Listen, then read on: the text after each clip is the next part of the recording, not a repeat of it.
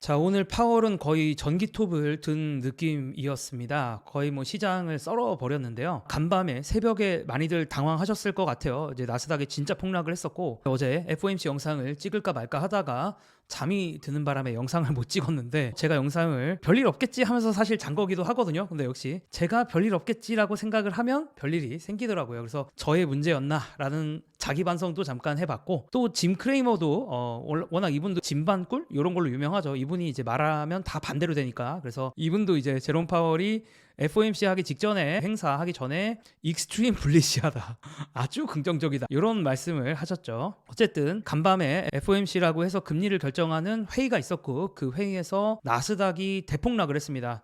나스닥이 3.56% 하락을 했고요. 딱 지금 차트를 보시면 아시겠지만 요때 이제 딱 FOMC 금리 그 발표를 했거든요. 그래서 팍 떨어졌다라고 이제 말을 할 수가 있을 것 같고, 뭐 기술주만 있는 나스닥도 떨어졌지만 뭐 그 외에도 다우지수, S&P 500, 뭐 중소형주 있는 러셀 2000 골고루 다 떨어졌다, 이렇게 얘기할 수가 있을 것 같습니다. 자, 근데 사실 이번에 금리 인하를 한다고 시장에서 예상을 하고 있었고, 시장의 예상대로 25bp 0.25%포인트 금리를 내렸습니다. 근데 왜 이렇게 시장이 패닉을 했냐? 자, 그 정답은 바로 연준의 경제 전망치라고 할 수 있는 점도표에 있었어요. 그러니까 연준이 앞으로 미래가 이렇게 될 것 같아라고 얘기하는 그런 자료죠. 자, 이 물가 관련된 게 문제였어요. 코어 PC만 일단 보시죠. 코어 PC를 보시면 September, 그러니까 9월은 2025년 기준으로 2.2% 정도 오를 거다, 이렇게 예상을 했는데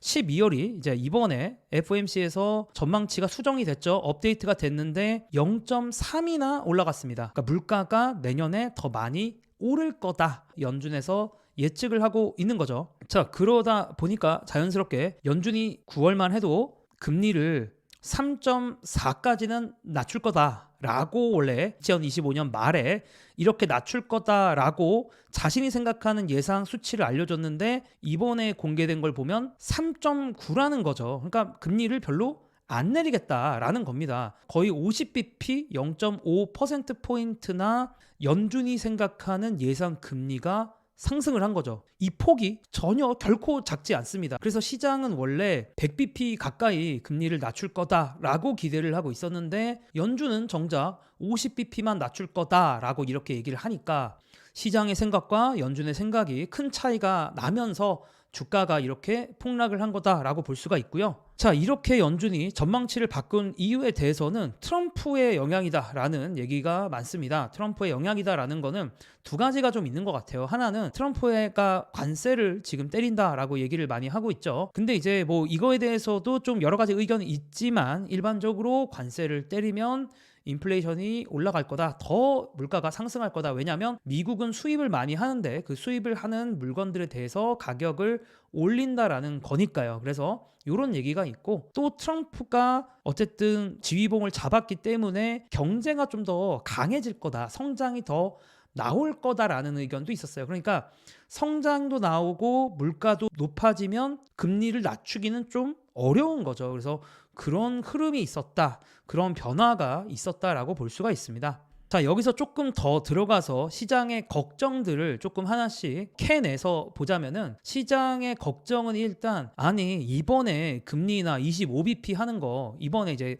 25bp가 결국 결정이 됐는데 이거 투표 자체가 만장일치가 당연히 나왔을 거라고 시장에서는 기대를 했는데, 반대표가 무려 4표나 나왔어요. 그러니까 생각보다 이번 금리 인하조차도 꽤나 반대표가 시장의 예상보다 많았다라는 거, 이거 시장에선 기분이 나쁠 만한 사건이죠. 그리고 방금 제가 말씀드렸던 금리 인하 속도를 늦춘다라는 점도표가 있었고, 또 파월이 기자회견 Q&A 하는 시간이 있었는데, 거기서 파월이 뭐라고 했냐면 지금 금리는 훨씬 덜 제약적입니다. 그러니까 한마디로 금리가 덜 빡세다, 이런 식으로 얘기를 한 거야. 그러면 덜 빡세다고? 덜 빡세면 뭐 내릴 수도 있고 안 내릴 수도 있고 약간 요런 느낌 아닙니까? 엄청 빡세면 내리겠지만 뭐 훨씬 덜 빡세다라는 표현 자체는 이건 뭐 내릴 수도 있고 안 내릴 수도 있고 요런 뉘앙스가 살짝 들어가 있는 말 아니겠어요? 이런 것들이 시장에서 상당히 기분이 나빴습니다. 그래서 요런 얘기들을 다 합쳐보면 금리 인하 이거 아예 끝나버리는 거 아니야? 내년에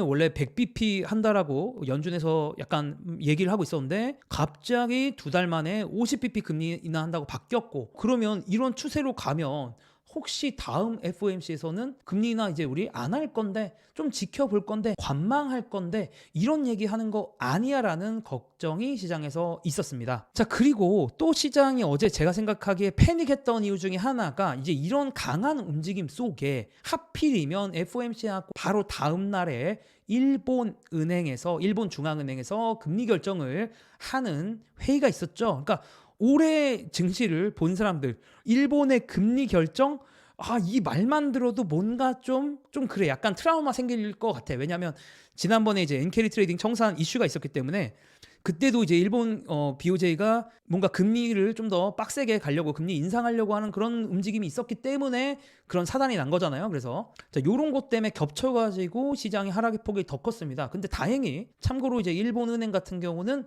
금리 동결을 하면서 다행히도 최악은 좀 면하는 분위기로 갔고요. 이 이슈는 뭐 1차적으로는 해결됐다라고 볼 수가 있습니다. 자, 그리고 연준의 생각을 잘 전달하는 걸로 알려져 있는 월스트리트저널의 닉 기자는 뭐라고 얘기를 했냐면, 지난 몇 년간 중립금리가 상승했는지에 대한 논쟁은 학문적으로 흥미로운 주제였지만 이제 2025년의 핵심 이슈가 될 것으로 보인다, 이렇게 얘기를 했는데 말이 너무 어렵죠. 그냥 이렇게 제가 한번 정리를 해보겠습니다. 중립금리가 이 정도면 딱이야. 그러니까 중립금리라는 건 더 이상 건드릴 필요가 없는 금리라고 그냥 생각을 하시면 돼요. 그러니까 너무 경제활동이 압박받지도 않고 너무 경제활동이 부양되지도 않는 그냥 딱이야, 적당한 그 금리가 중립금리인데, 이번에 연준의 어떤 행동이 중립금리가 이 정도면 딱 맞을 수도 있을 것 같다는 뉘앙스를 줬다라는 거죠. 이제부터는 연준이 금리 조정을 멈추고 상황을 관찰할 가능성이 커졌다라는 그런 겁니다. 그러니까 한마디로 금리 인하가 끝날 수도 있을 가능성이 조금이라도 느껴졌다라는 말로 이해를 하시면 될 것 같아요. 자, 그래서 이런 좀 무서운 얘기들을 많이 했는데 약간의 긍정적인 요인들 분명히 존재합니다. 자, 이 아밋이라는 분께서 말씀을 하셔가지고 제가 갖고 와봤는데 어떤 것들이 있냐. 일단 증시의 대기자금이라고 할 수 있는 게 7조 달러나 있고, 어쨌든 현금 쌓아놓은 곳들이 좀 있는 데다가 미국 증시 3분기 실적 괜찮았죠. 그리고 우리가 인플레이션 걱정하는데 사실 에너지 가격, 유가는 상당히 낮은 선에서 형성이 되어 있습니다. 그래서 이런 것도 좋고, 그리고 이제 요거에 대해서 뭐 논쟁이 있을 수도 있겠지만 트럼프는 친성장 정책을 추진해 나갈 것 같고, 생각보다 뭐 월스트리트도 그렇고 많은 테크 CEO들이 트럼프를 괜히 지지한 게 아닙니다. 지지도 많이 했거니와 그의 정책, 트럼프의 정책 방향을 좋게 말하는 기업가들이 제법 있습니다. 뭐 대표적으로는 일론 머스크가 있겠죠. 뭐 그 외에도 많은 사람들이, 최근에는 제프 베조스도 상당히 긍정적이다라는 얘기를 했고, 뭐 빌 에크먼도 물론 이제 사이가 좋긴 한데 어쨌든 빌 에크먼도 트럼프가 있으면서 경제 상황이 좋아질 것 같다, 이런 얘기들 많이 했고요. 그리고 저는 5번도 되게 중요한 것 같은데, AI가 여전히 강한 테마임을 보여주지 않았습니까? 대표적으로는 브로드컴이 있겠죠. 브로드컴이라고 이제 주문형 반도체 같은 거, 그런 거를 이제 만들어주는 회사가 있는데, 뭐 쉽게 말해서 엔비디아의 어떤 대항마다라고 보셔도 됩니다. 엔비디아 대항마인 이 회사가 향후의 실적 예상치를 확 올렸어요. 그래서 이것 때문에 이 큰 기업이 뭐 25% 올랐나요? 엄청 등을 했었죠. 그래서 이런 것들 자체가 아직도 미국의 증시는 좋다라는 거죠. 그러니까 실적이 뭐 딱히 안 꺾일 것 같은데 왜 굳이 이렇게 겁을 내야 되냐 라는 생각을 할 수도 있고요. 증시가 엄청나게 떨어졌다라고 생각하실 수도 있겠지만 미국의 S&P, 미국의 대표적인 주가지수 연초 대비 23% 상승 중입니다. 그러니까 많이 떨어진 것 같긴 한데 엄청나게 올랐다라는 걸 우리가 잊지는 말아야겠고요.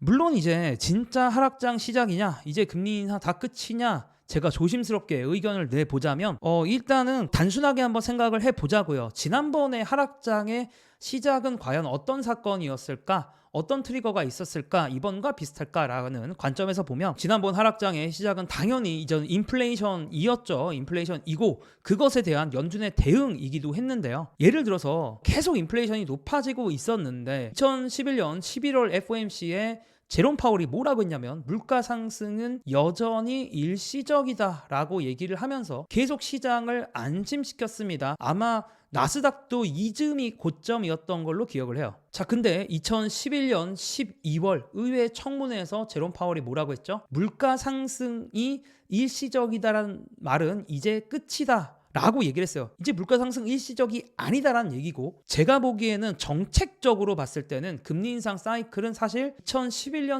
12월에 시작된 거나 다름이 없지 않나 라고 생각을 했습니다. 어떻게 보면 말로 매파적인 모습을 보인 거였으니까요. 그래서 대략 보면 한 이쯤 되거든요. 2021년 12월이 이쯤이니까 지난 나스닥의 고점이 대략 11월에서 12월 정도 됐고, 이때부터 파월이 말로 금리 인상, 사실상 금리 인상 같은 행동을 하기 시작하면서 나스닥 같은 경우 어떻게 보면 금리에 더 민감하니까 더 빨리 흘러내리기 시작을 했었습니다. 결국에는 연준의 어떤 정책들, 연준의 어떤 스탠스, 물론 이제 그 위에는 그것보다 먼저 생긴 사건은 물가가 있겠지만 어쨌든 연준의 그런 행동들로 금리 인상과 또 주가의 폭락이 시작이 됐던 건데, 자, 그 사건을 한번 생각을 해보면서 오늘날의 사건과 비교를 해보자라는 거죠. 어제 바로 있었던 FOMC와 비교를 해볼 때는 저의 생각은 아직 그 정도 느낌까지는 아니다라고 생각을 합니다. 물론 이래놓고 또 단방꿀의 기운이 있기 때문에 여러분들 제 말 믿고